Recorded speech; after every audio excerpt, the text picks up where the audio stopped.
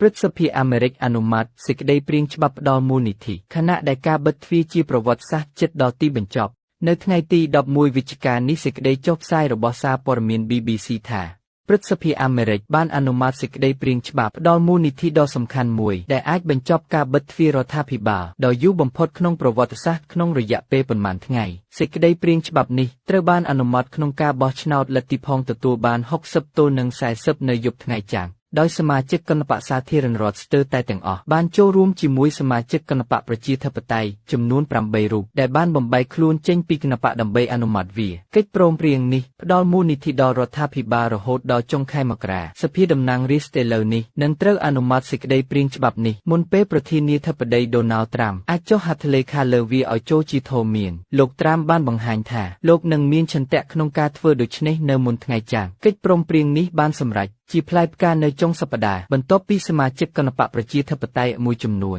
បានចូលរួមជាមួយគណបក្សសាធារណរដ្ឋនិងបានចរចាកិច្ចព្រមព្រៀងមួយដើម្បីឲ្យបុគ្គលិកសហព័ន្ធត្រឡប់ទៅធ្វើការវិញនិងសេវាកម្មសំខាន់បានចាប់ផ្ដើមឡើងវិញសមាជិកគណបក្សសាធារណរដ្ឋដែលមានសម្លេងភាគច្រើន53ទល់នឹង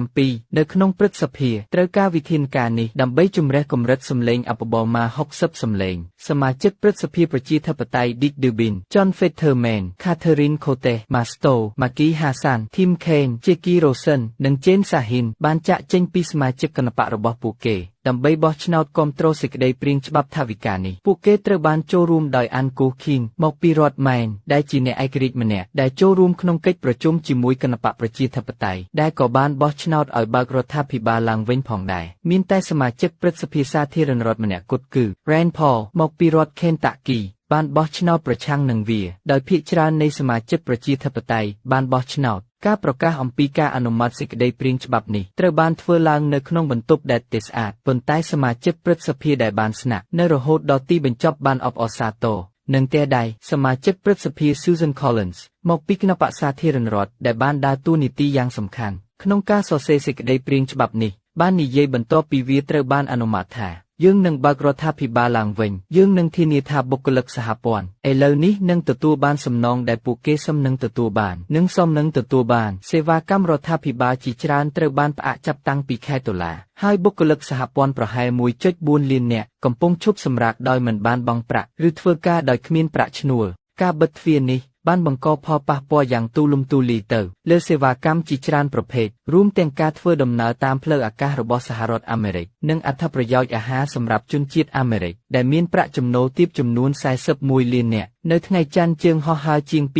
2,400 នៅទូទាំងសហរដ្ឋអាមេរិកត្រូវបានលុបចោលនេះបើយោងតាមកម្មវិធីតាមដានចរាចរណ៍ផ្លូវអាកាស FlightAware យ៉ាងហោចណាស់ 9,000 ត្រូវបានពន្យាពេលសេចក្តីព្រាងច្បាប់ស្តីពីថវិកានេះឥឡូវនេះនឹងត្រូវបញ្ជូនទៅសភាតំណាងរាស្ត្រដែលគ្រប់គ្រងដោយគណបក្សសាធារណរដ្ឋជាកន្លែងដែលសមាជិកបានអវត្តមានពីសម័យប្រជុំនិងនៅឆ្ងាយពីទីក្រុង Washington ចាប់តាំងពីពាក់កណ្ដាលខែកញ្ញានៅថ្ងៃច័ន្ទដោយកិច្ចព្រមព្រៀងព្រឹទ្ធសភាហាក់ដូចជាឈានដល់លោក Mike Johnson ប្រធានសភាបានហៅសមាជិកសភារបស់លោកត្រឡប់ទៅទីក្រុង Washington វិញសភានឹងចាប់ផ្ដើមពិភាក្សាអំពីវិធានការនេះនៅថ្ងៃពុធទោះបីជាវាមិនច្បាស់ថាដំណើរការនោះអាចចំណាយពេលប៉ុន្មានក៏ដោយគណបក្សសាធារណរដ្ឋមានសម្លេងភាគច្រើនពីអាសនៈនៅក្នុងសភាដូច្នេះរាល់ការបោះឆ្នោតនឹងត្រូវបានរាប់បញ្ចូលហេតុអ្វីបានជាការបិទរដ្ឋាភិបាលអាមេរិកកើតឡើងតើមានអ្វីនៅក្នុងកិច្ចព្រមព្រៀងស្តីពីថវិកាកិច្ចព្រមព្រៀងដែលបានចរចាកាលពីចុងសប្តាហ៍បានពង្រីកថវិកាសម្រាប់រដ្ឋាភិបាលសហព័ន្ធរហូតដល់ថ្ងៃទី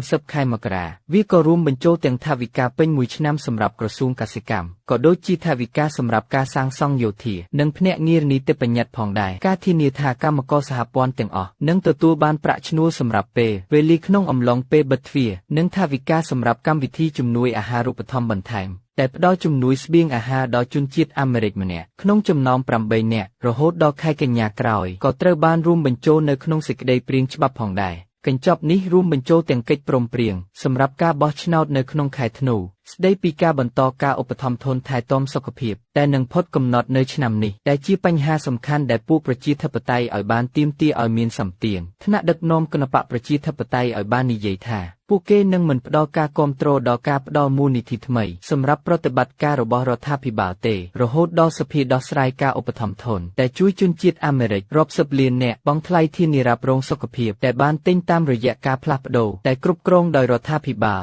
កិច្ចព្រមព្រៀងនេះត្រូវបានចរចារវាងលោកចន្ទថនមេដឹកនាំភាគច្រើននៃព្រឹទ្ធសភានិងសេដ្ឋវិមានជាមួយសមាជិកព្រឹទ្ធសភាប្រជាធិបតេយ្យជេនសាហ៊ីននិងម៉ាហ្គេហាសានមកពីរដ្ឋញើហាំប៊ើកនិងលោកអានហ្គាសឃីងមកពីរដ្ឋមេងដែលជាអ្នកឯករាជ្យម្នាក់ដែលចូលរួមកិច្ចប្រជុំជាមួយគណបក្សប្រជាធិបតេយ្យសមាជិកប្រជាធិបតេយ្យល្បីៗមួយចំនួនបានរិះគន់យ៉ាងខ្លាំងចំពោះសហការីដែលបានគាំទ្រគណបក្សសាធារណរដ្ឋដើម្បីបញ្ចប់ការបិទទ្វារដោយគ្មានការធានាជាក់ស្ដែងលើការថែទាំសុខភាពដោយអភិបាលរដ្ឋកាលីហ្វ័រញ៉ាលោក Gavin Newsom មុននេះបានហៅការសម្រេចចិត្តនេះថាគួរឲ្យអាណិតណាស់សមាជិកព្រឹទ្ធសភាឆាក់ស៊ូមើមេដឹកនាំភាគតិចនៅក្នុងសភាបាននិយាយថាកញ្ចប់នេះគឺបរាជ័យក្នុងការធ្វើអ្វីដែលមានខ្លឹមសារដើម្បីជួសជុលវិបត្តិថែទាំសុខភាពរបស់អាមេរិកសមាជិកព្រឹទ្ធសភារដ្ឋ Virginia លោក Tim Kaine គឺជាម្នាក់ក្នុងចំណោមក្រុមប្រជាធិបតេយ្យដែលបានបោះឆ្នោតគាំទ្រការសម្របសម្រួលនេះលោកបានបដិសេធការរិះគន់នោះហើយបាននិយាយថាកម្មករសហព័ន្ធដែលលោកតំណាង